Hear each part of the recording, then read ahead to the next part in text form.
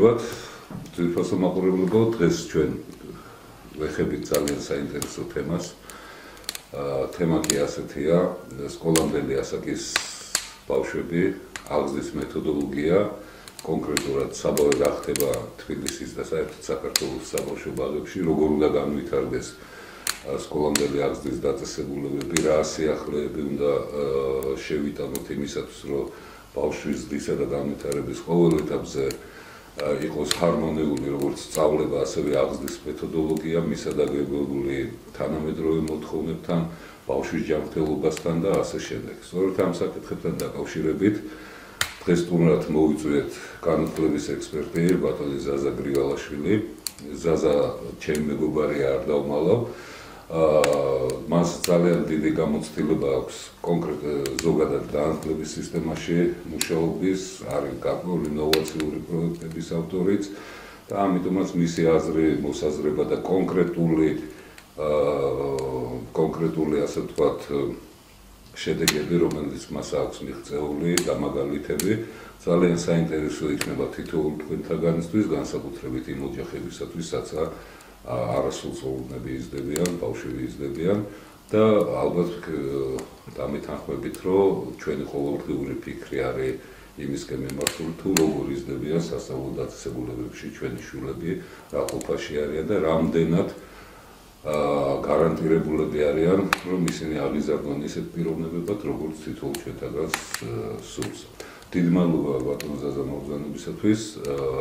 მე პირველი კითხვით გადმოვალ თქვენთან, თუ შეიძლება ძალიან ზოგადად აძლევს თუ არა განათლების სისტემა და კონკრეტულად სკოლამდელი აღზრდის დაწესებულებები იმ აუცილებელ საზრდოს ჩვენ შვილებს, რომელიც უნდა მიიღო.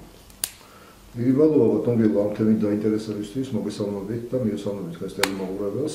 თქვენ სწორად შენიშნეთ და პრაქტიკულად პირდაპირ ვიტყვი, რომ ეს სფერო არის, ასე ვთქვათ, ყამირი, სადაც ჯერ არ შესულა, ვთქვათ, ესეთი ძირფესვიანად პროგრამების სტანდარტი არ გამოჩენილა ამ სფეროში, თუმცა სახელმწიფო ბოლო პერიოდში უკვე გარკვეულ დაინტერესებას იჩენს და გაჩნდა უკვე ეს პროგრამა, ეს არის სასკოლო აღზრდის პროგრამა, რომელიც ახლა ცოტა ხანში რამოდენიმე თვეში უკვე მოევლინება მის სინათლეს და ამით გარკვეულ სტანდარტს შეიტანს სასკოლო მოსამზადებელ ასაკის ბავშვებში.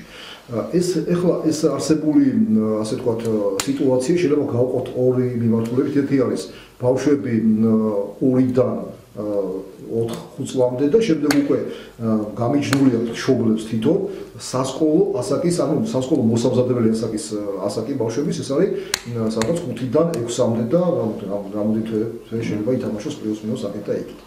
ეს პროგრამა, რომელიც სახელმწიფო მოამზადა, ეს სტანდარტი განკუთვნილია მოსამზადებელი სასკოლო პროგრამისთვის მოსამზადებელი ბავშვებისთვის, მაგრამ ქვედა სტანდარტი ჯერჯერობით არ არსებობს. არსებობს გარკვეული სახელმძღვანელოები, ვთქვათ, აქტივობების, თამაშების აქტივობების სახით, მაგრამ როგორც ასეთი ხედვა იყოს სახელმწიფოსი ამ მიმართულებით ჯერჯერობით ეს რამე არ არის. და აი თქვენ გძანით, რომ გაუყოლავი ყამირია და უკვე 25 წელზე მეტია ამ ყამირზე გავდივართ და ჯერჯერობით ვერ მივახდეთ რა არის ის ხელშემშლელი ფაქტორი, რომ ყველაზე მნიშვნელოვან სფეროში, რასაც განათლება ქვია და განათლების სისტემა, ჯერ კიდევ ყამირზე ვარ და კაცმა არ იცით გავარ თუ არა ამ ყამირიდან. მოდი ბატონო, ეს შევხედოთ, რა თქმა უნდა, იყო ყოფილი საბჭოთა კავშირის დროს გარკვეული ესეთი მთელი სისტემა, რა თქმა უნდა, ეს მოიცავდა ბაღებსაც, მაგრამ ეხლა ეს სისტემა აღარ არსებობს. არსებობს მისი ძველი პედაგოგები არსებული მუშაობდა ბაღებში, აი ამათი, ასე ვთქვათ, ამ კორპუსისგან შემდგარი, მოდი ესე დავუძახოთ ამას, ამ კორპუსისგან შემდგარი მენეჯმენტი, ამის მაგრამ ესე იგი მოხდა მთელი კატაკლიზმები, ხო, სახელმწიფო უკვე აღარ არსებობს თლიანი, საბჭოთა კავშირი ყოფილი, სულ დაიგრეს სისტემები და ჩვენ ვთქვათ, ახალი ფორმაციის ადამიანები რო არის საჭირო უკვე, სულ სხვა აზროვნების ადამიანები საჭირო და ჩვენ უკვე ამას უდგებით ისე ძველი, ასე ვთქვათ, ძველი მენტალიტეტი. ხომ მოდის ეს ახალი კადრები, ხო? რომელიც მოდი ესე თქვა, რატომ გელა რომ მოდის ისევ იმას ძველი პროფესორა ასწავლის და ძველი მეთოდებით მიდის მათისწავლება. ანუ აქ სიახლე პრაქტიკულად არ შემოსულა. თუ არ ჩავთვლით კონკრეტულ კერძო ბაღებს, რომელიც იმართებიან უკვე უცხოური ტექნოლოგიებით, მათ შორის ცნობილი ბრენდებით, ეს ერთეული შემთხვევა და საკმაოდ ძველი წლის ამბავზე. აქ პრაქტიკულად შეიძლება ითქვას, რომ საზოგადოების დიდ ნაწილს ხელი მასზე არ მიუწევს. ჩვენ კერძო ბაღებზე ცოტა მოგვიანებით ვისაუბრეთ და რა მაინტერესებს ახლა არსებობს ევროპული გამოცდილება, დასავლეთის გამოცდილება, ჩვენი ქვეყანა ძალიან აქტიურად მოიხმარს სხვა ქვეყნების გამოცდილებებს სხვადასხვა სფეროში.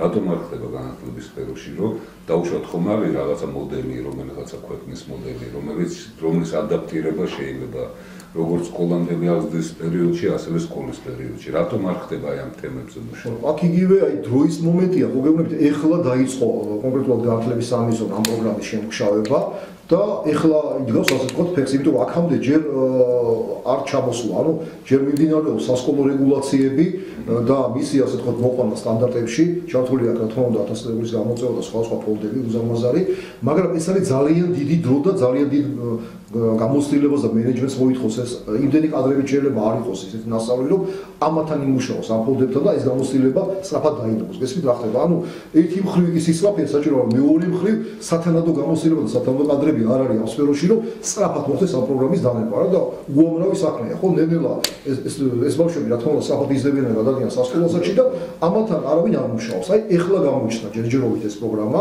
საკანონმდებლო ინიციატივა რჩება პარლამენტში და იქაც უნდა დამტკიცეს სტანდარტი. აი ეხლა იგდოს ყველაფერს ეს ფეხს, მაგრამ თქვათ კერძო ინიციატივის და კერძო ბიზნესის იმედად ალბათ ვერც იქნებით, იმიტომ რომ იქ რა ხდება და ის რა სამზარეულოა, ჯერჯერობით ამის რეგულაციები და ამის მეთოდიკა, მათ სინდისია და ხოლმე მათი გამოცდილებიდან გამომდინარე ბრენდი თვითონ შემოდის ცნობილი ბრენდი. ეხლა ალბათ 1-2 თუ ის ცნობილი ბრენდი რომელიც შემოსულია, ვინც ამას უკვე აპრობირებული მეთოდებით მუშაობს ბავშვებთან, ხო?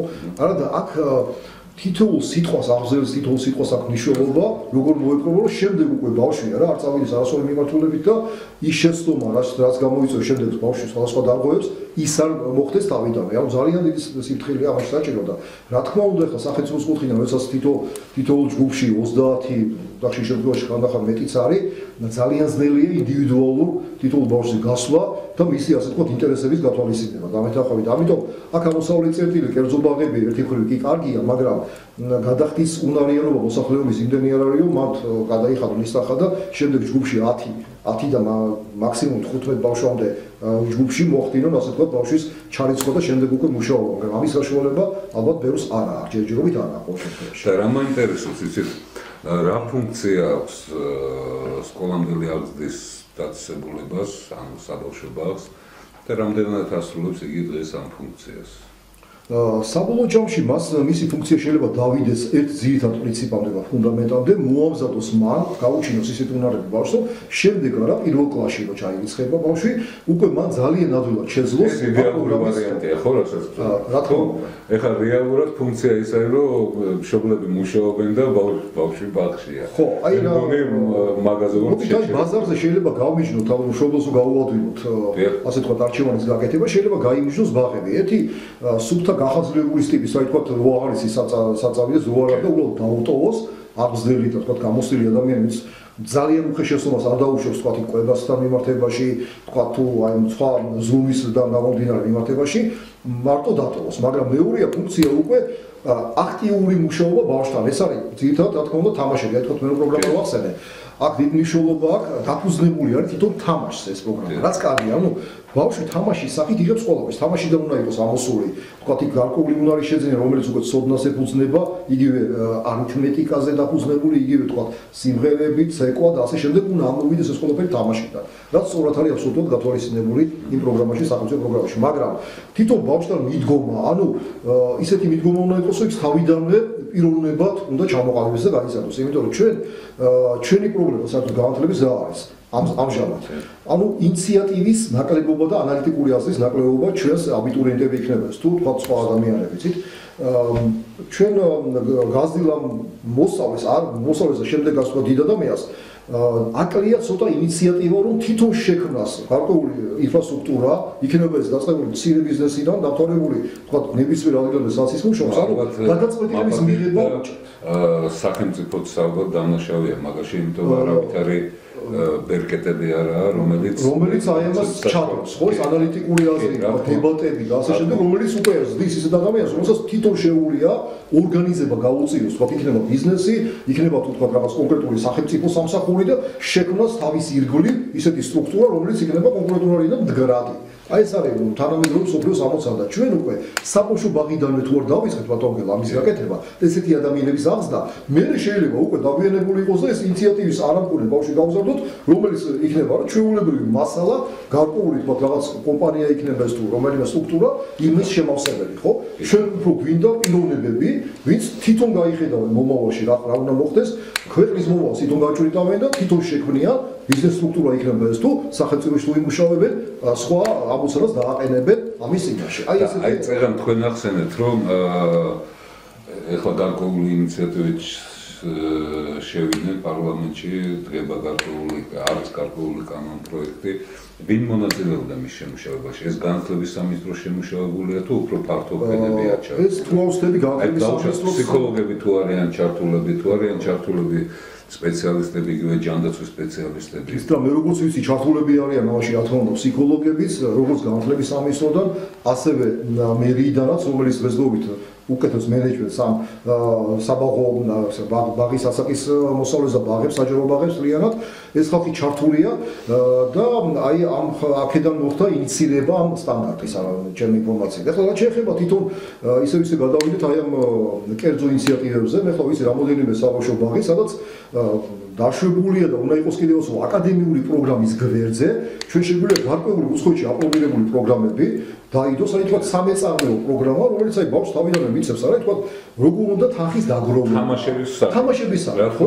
როგორ უნდა თანხის დაგროვება, როგორ მოვეპყრო თქვა მშობლებს როგორ დაველაპარაკოთ აი ამ თანხაზე. აი თავიდანვე იდება ეს და სწორი კომუნიკაცია როგორც კი კეთდება მშობლსა და ბავშვს შორის, ყველაფერი მიდის კარგად. მე მეცავს გეტყვით, მშობლსაც აი 70%-ზე მეტი არ შევსდები თუ ვიტყვი, რომ მშობლებსაც გვაკლია ეს განათლება, როგორ უნდა გავზარდოთ თანამედროვე სოფლიოში. რა თქმა უნდა, აი ესეთი პიროვნება, რომელიც აი კონკურენციას შეძლებს გაუწიოს თავისი თანადგან და ასე შემდეგ. სხვათა შორის მე მომიწია ამერიკული მოდელის შესწავლა განათლების სისტემის გარკვეული მიზეზების გამო და ძალიან საინტერესო რამ ხდება იქ სკოლამდელი აღზრდის დაწესებულებებში შემოტანილი აქტიურად როგორც თამაშების პრაქტიკა, ასევე თოჯინების თეატრის პრაქტიკაც, რაცა რომლის საფუძველზეც ბავშვს აჩვენებენ ბოროტისა და სიკეთის გარჩევას, რა არის კარგი იმისათვის, რომ მოქალაქე გახდე და რა არის ცუდი მოქალაქეობისათვის. ანუ თავიდან ხდება იმ საფუძვლების შემუშავება, რომელიც უნარჩვევების, რომელიც მერე უკვე მოზარდობის ასაკში და ახალგაზრდობის ასაკში უვლინდება ამერიკელ ახალგაზრდას და მე მგონი ეს ძალიან საინტერესო მოდელია იქიდან გამომდინარე, რომ როგორც წეგან აღნიშნეთ, ბავშვის ზრდისა და განვითარების ყოველ ეტაპზე მას გარკვეული სოციალური ფუნქციაც ეძლევა და აღზრდის მეთოდი სწორედ იმისკენაა მიმართული, რომ იგი გახდეს ქვეყნის პატრიოტი, იცოდეს პერსპექტივა თავისი და ასე შემდეგ. კი, მარტივი კომუნიკაცია, თქვა სათამაშო აგრესიის გამოვლენა ხშირია ხოლმე, თქვა სათამაშოს წართმევა, ან რაღაც აი ამას როგორ პასუხი უნდა გაცეს აღზრდელმა, ხო? თქვა არაერთი შემთხვევაში თქვა გაჟღერება, რა თქმა უნდა, არ შეიძლება, რაღაც სხვანაირი მეთოდებია ფსიქოლოგიის ჩართულობის გარეშე ამ პრობლემას ასე ვთქვათ ვერ დაძლევს აღზრდელი. და ეხლა ამ ხრივ სახელმწიფომაც გარკვეული ნაბიჯები გადადგა, მე მხედველობაში მაქვს უკვე თუ ავსები პროფესიული განათლების კურსის დაიწყება ერთ-ერთ უნივერსიტეტში თებერვლიდან, რომელიც ითვალისწინებს, რა თქმა უნდა, ბაკალავრის დონე შეიძლება აღზრდას არ ჭირდებოდეს, მაგრამ იქნება გარკვეული 2 წლიანი კურსი, რომელსაც გაიგებს აღზრდელი და აი ეს უნარები, მას თქვა კრედიტულება და შესწავლება, ეს უნარები და შემდეგ უკვე ამ უნარებით აღჭურვილი აღზრდელი გამოვა ამ ბაზარზე და შედარებით შემცირდება ამ ბავშვთან დაკავშირებული პრობლემები, რომელიც მერე სასკოლო ასაკში უკვე იჩენს თავს. ანუ თავიდანვე შემცირდება, თავიდანვე სწორი ირასებზე დადგება და სწორი მიმართულება მიეცემა ამ ბავშვთან კომუნიკაციის ჩამოყალიბებას, იგივე მშობელთან, აღზრდელთან და გარე საზოგადოებასთან. ნუ ალბათ დამეთანხმებით რომ თემა ნამდვილად ძალიან დიდია, ამაზე არაერთი გადაცემა შეიძლება მომზადდეს. იქ არის სათამაშოების თემა, მე როგორი ტიპის სათამაშოები უნდა წამოვიდეს, განმავითარებელი სათამაშოები შეიძლება თქო სხვა იყოს. აი მოდი ბატონო ზაზა ამ საკითხთან დაკავშირებით სხვა გადაცემაში ვისაუბროთ, სამწუხაროდ ჩვენი გადაცემის ფორმატი არ გვაძლევს საშუალებას რომ განვავრცოთ ეს თემები. მე გვპირდებით თქვენს და საზოგადოებასაც რომ ძალიან ხშირად მიუბრუნდებით ამ საკითხს, ვინაიდან ეს არის აბსოლუტურად ყველას საქმე, სახელმწიფოსით, საზოგადოების თითოეული ოჯახის, რომ ჩვენ შევქმნათ ისეთი განათლების სისტემა, რომელიც ჩვენ შვილებს აღწევს ნამდვილ ჭეშმარიტ მოქალაქეებად, ჩამოყალიბებულ პიროვნებებად, რომლებსაც ექნება თავისი ინტერესების და ამავე დროს უზრუნველყოფენ სახელმწიფოებრივი ინტერესების გატარებას. დიდი მადლობა დროებით. დიდი მადლობა მოწვევისთვის. გაგრძელოთ.